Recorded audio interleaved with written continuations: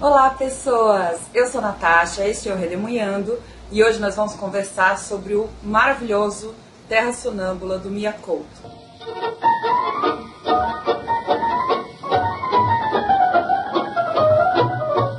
Antes de qualquer coisa, eu gostaria de agradecer a professora de literatura, Maria Lúcia, uma querida que me pediu para fazer esse vídeo. Eu fiz também resenha no blog, se quiser o link está aí embaixo, está por escrito.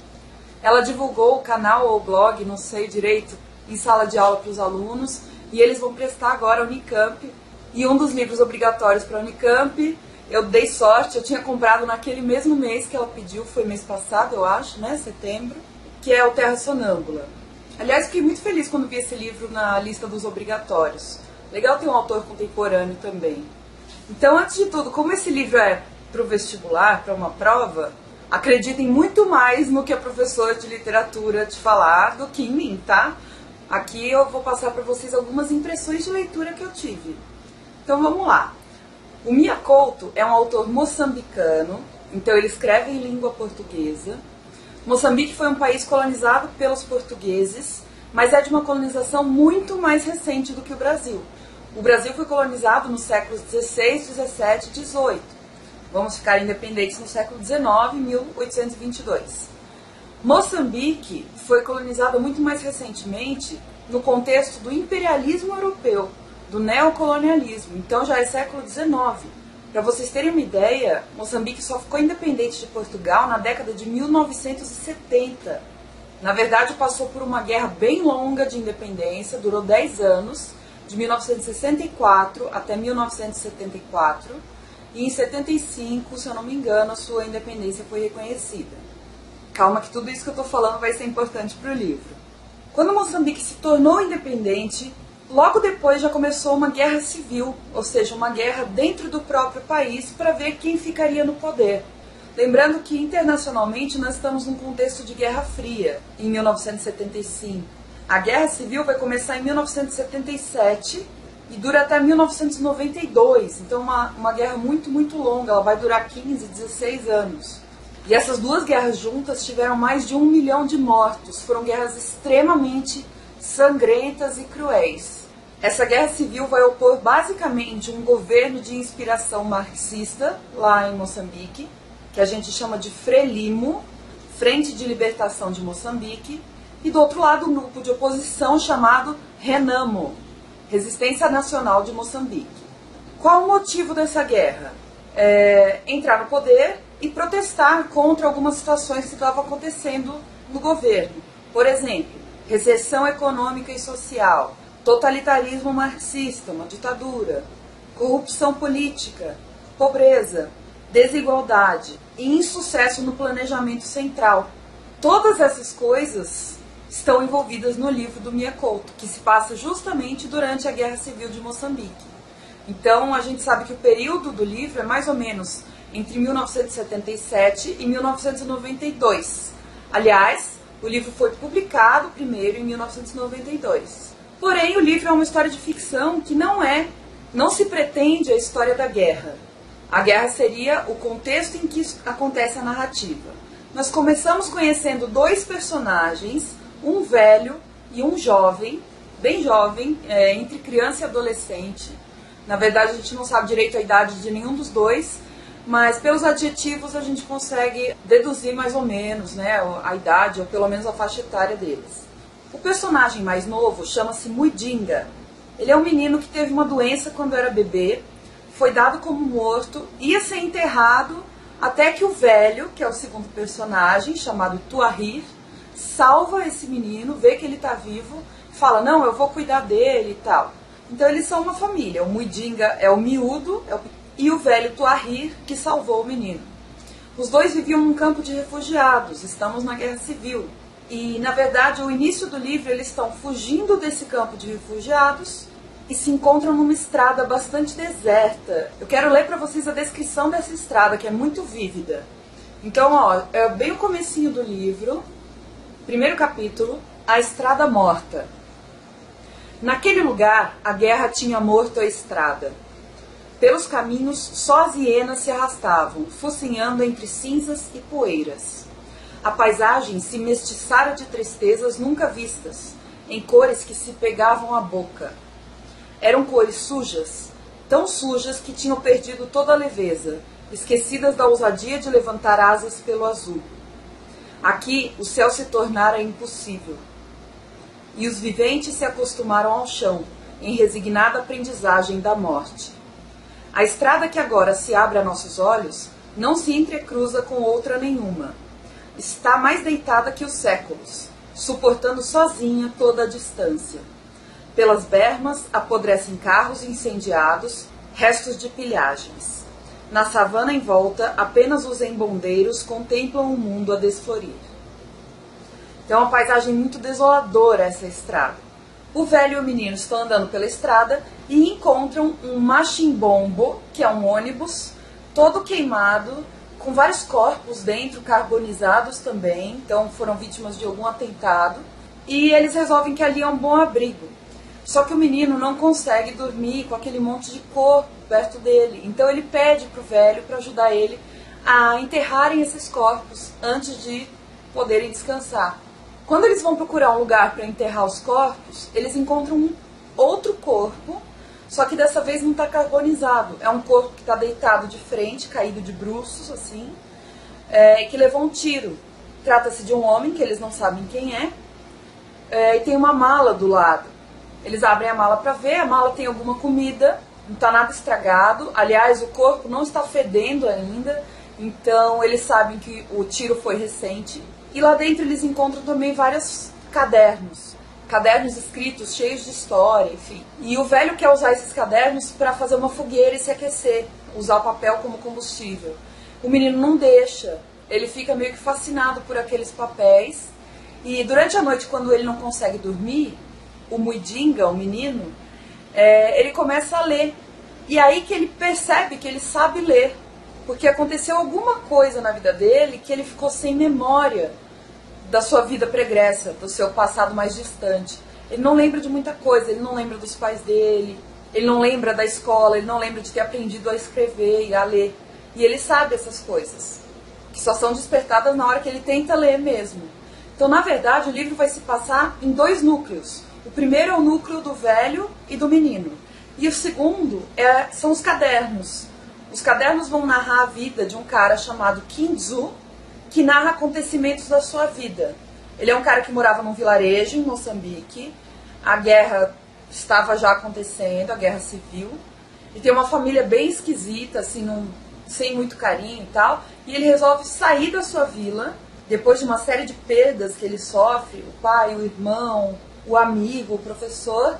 E o objetivo dele ao fugir da vila é tornar-se um Naparama, que é um guerreiro mágico. É um guerreiro que combate a própria guerra. Só que para prosseguir, para passar por esses obstáculos até se tornar um Naparama, o Kinzu, o dono dos cadernos, né, o narrador pelo menos, precisa passar por uma série de obstáculos. Precisa superar as questões que ele tem com o pai dele, que ele tem muitos problemas. O pai dele era muito beberrão e aparece para ele na forma de um fantasma, que não vai abandonar ele nunca. Então, na verdade, ele precisa resolver. Eu vejo isso até como uma metáfora de Moçambique, como se Moçambique precisasse resolver as questões do seu passado colonial para poder se tornar um país livre de fato. Mas é especulação minha. O Kinzu vai passar por fome, por tragédias naturais, coisas muito comuns em Moçambique e no continente africano como um todo, né?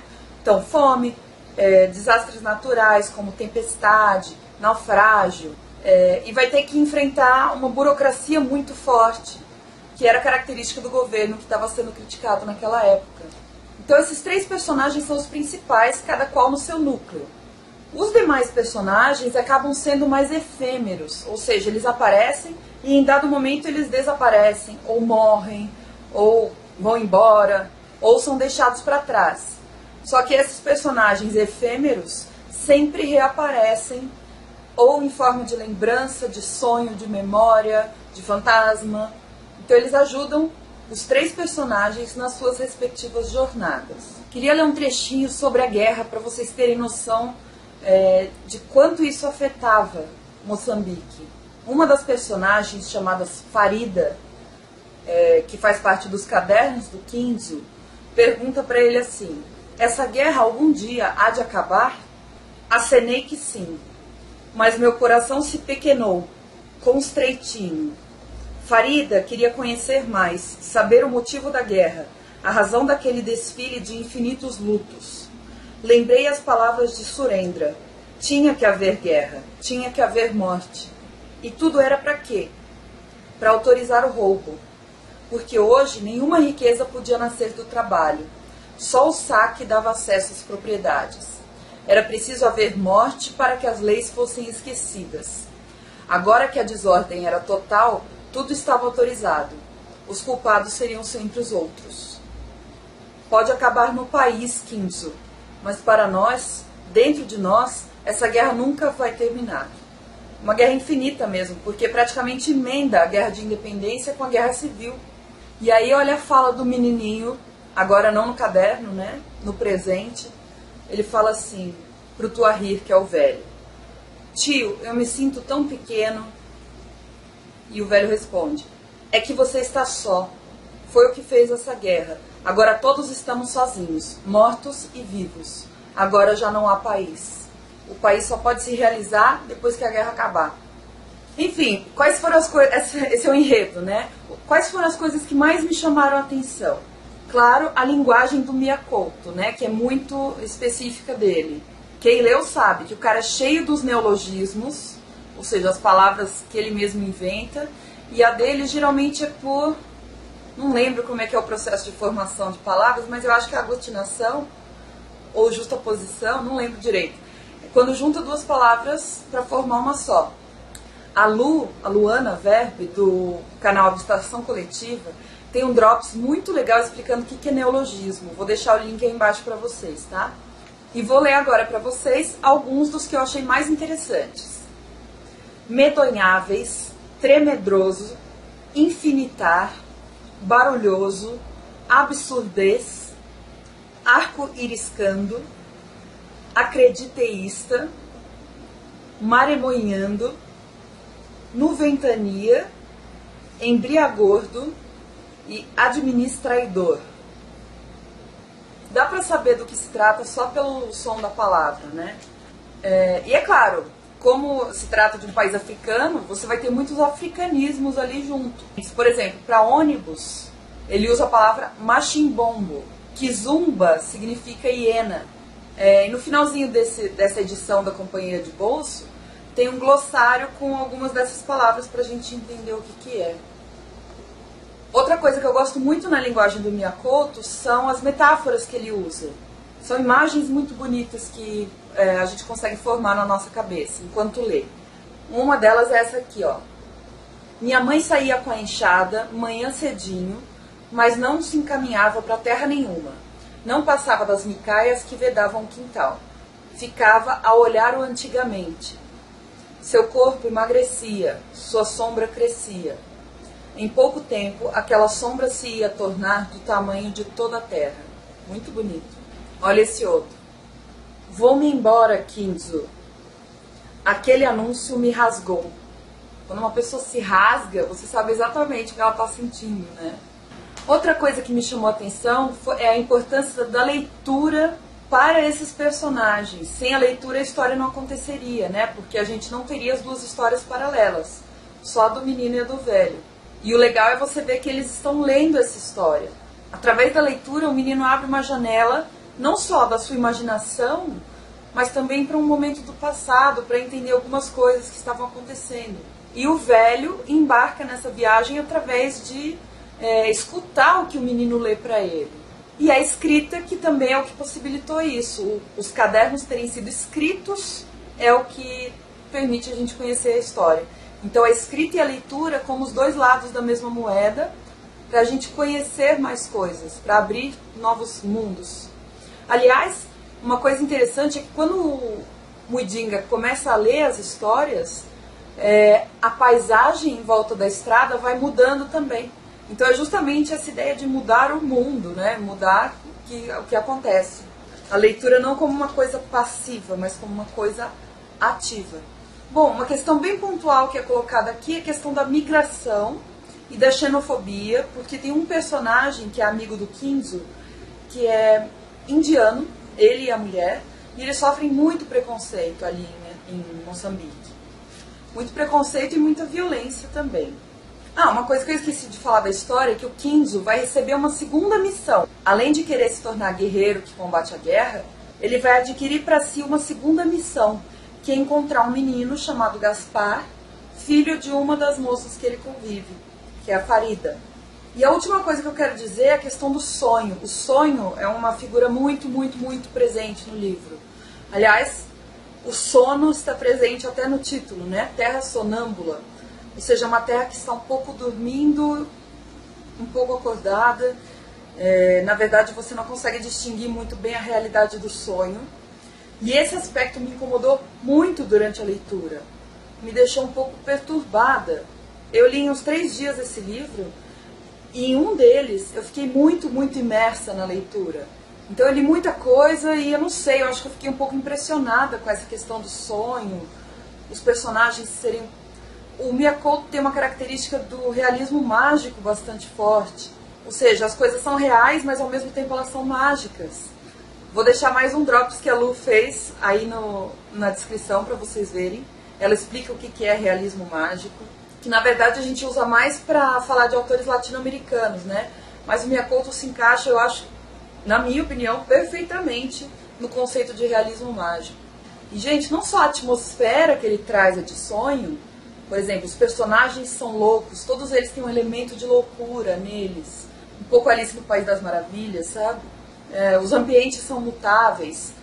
Mas esse livro me fez sonhar de um jeito estranho. Eu não sei vocês, mas os meus sonhos têm um padrão. Eles são bastante realistas. E enquanto eu estava lendo esse livro, não foram. Eu fiquei um pouco perturbada mesmo, angustiada, quando eu estava lendo. Então, no começo, eu não estava gostando muito, pela sensação que o livro me trouxe. No blog eu até falei, eu cheguei a considerar dar umas 3 estrelas para esse livro, assim, não estava gostando muito. Quando chegou no final, como eu falei, minha cabeça explodiu. Eu achei o desfecho, assim, absolutamente brilhante, encaixou tudo. E, gente, que livro consegue mesclar tanto forma e conteúdo, falar de sonho, sono, e fazer o leitor sonhar com isso, eu achei muito genial mesmo. Esse é um livro que me obrigou a dar 5 estrelas para ele. Eu não queria dar 5 estrelas no começo e no final das contas eu tive que dar 5 estrelas. Não tinha como dar menos. Então, assim, é uma leitura que eu recomendo muito. Não é para qualquer momento da sua vida, eu acho que você tem que estar um pouquinho bem, como A Redoma de Vidro também, da Sylvia Plath. Mas são livros excelentes, que a gente tem que ler, tem que tomar contato com esse tipo de sentimento também, né? Mesmo que desperte uma coisa incômoda. Enfim, é um livro que eu gostei bastante, eu preciso reler, agora sabendo do final e de tudo que aconteceu, para ver se eu consigo juntar as peças direitinho. Mas gostei muito da leitura, 5 estrelas. Se alguém já leu, por favor, conversa comigo aí nos comentários, porque é um livro que eu quero comentar com alguém. Obrigada, Maria Lúcia, pela divulgação do canal. Obrigada aos alunos da Maria Lúcia. Um beijo para vocês. Boa prova para quem vai fazer a prova da Unicamp. Espero que caia o Terra Sonâmbula e que vocês acertem. Se você gostou do vídeo, deixa um joinha aí pra mim. Se inscreva no canal para receber as novidades. E a gente se vê no próximo. Tchau!